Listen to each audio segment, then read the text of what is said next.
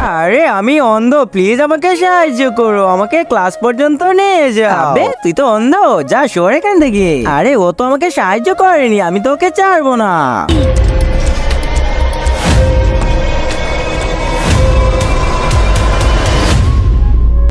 আরে আরে এটা কি করেছিস তুই, আমাকে অন্ধ বানিয়ে দিলি।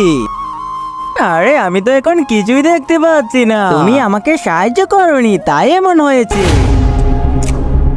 দিদি আমাকে সাহায্য করো, আমাকে এখানে দিয়ে এসো। আরে এ তো অন্ধ, চলো আমি তোমাকে এগিয়ে দিয়ে আসছি। আরে এটাই তো সেই বাচ্চা যে রাজুর চোখে কলম ঢুকিয়েছিল।